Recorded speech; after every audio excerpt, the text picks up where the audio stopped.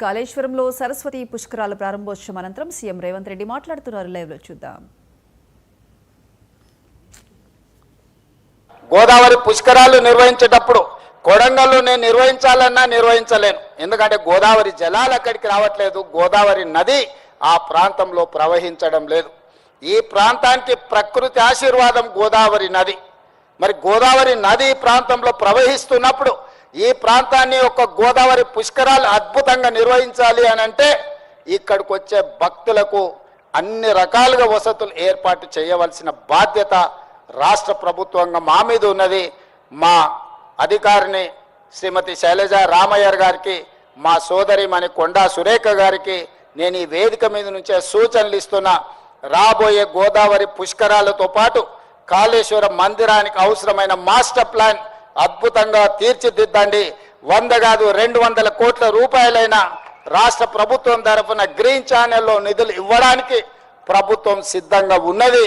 ఆ బాధ్యత నేను తీసుకుంటానని చెప్పి భక్తులందరికీ నేను విజ్ఞప్తి చేస్తున్నా.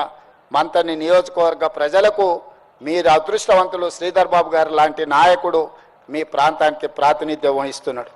మీరు ఎక్కడికి వెళ్ళినా ఈ రాష్ట్రమే కాదు పక్క రాష్ట్రం, ఇతర రాష్ట్రాలకు ఎక్కినప్పుడు ఆ పక్కన కనిపిస్తున్న మహారాష్ట్రకి వెళ్ళినా ఎవరయ్యా మీ ఎమ్మెల్యే మీ మంత్రి అంటే మీరు గర్వంగా చెప్పుకోవచ్చు మా నాయకుడు శ్రీధర్ బాబు గారు అని. మీ గౌరవం పెంచే విధంగా వ్యక్తులకు కొంతమందికి ఎంత చేసినా కొంత మేము చేయలేకపోవచ్చు, కానీ మన నాయకుడు పేరు చెప్పుకున్నప్పుడు మనం కొంచెం గర్వంగా మనము ఫీల్ అవ్వాలి. అట్లాంటి మీరు గర్వంగా ఫీల్ అయ్యే నాయకుడు ఈ మంతనికి ఈరోజు శాసనసభ్యులుగా గెలిచినా ఓడినా మీ మధ్యలోనే ఉండి మీ అభివృద్ధి కోసం పనిచేసే నాయకుడు దొరకడం మీ అదృష్టం.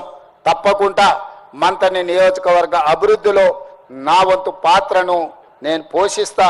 మీకు అవసరమైన నిధులను తప్పకుండా మంజూరు చేస్తా అని తెలియజేస్తూ ఇంత మంచి కార్యక్రమాన్ని ఏర్పాటు చేసి భక్తులకు అందుబాటులోకి తెచ్చిన మా అధికారులందరినీ మనస్ఫూర్తిగా అభినందిస్తూ మీ అందరి దగ్గర సెలవు తీసుకుంటున్న ధన్యవాదాలు మిత్రులారా. అభివృద్ధి సంక్షేమ కార్యక్రమాలు ఏవైనా ఆనరబుల్ సీఎం గారు ఒక మాలికలా ఉండాలని కోరుకుంటారు. ఈ ఉత్సవాలు కూడా మరిన్ని ఉత్సవాలకు ప్రేరణ కావాలని కోరుతూ I request honourable CM to felicitate Jonnavittudu Ramalingeswararao గారు. సరస్వతి నవరత్న మాలిక ఇప్పుడు కొద్దిసేపట్లోనే మనం చూడబోతూ ఉన్నాం. ప్రత్యేకించి కాశీ నుంచి మన ప్రభుత్వం దేవాదాయ శాఖ ఆహ్వానించిన పండిత బృందం సాహిత్యాన్ని అందించిన జొన్నవిత్తుడు రామలింగేశ్వరరావు గారు.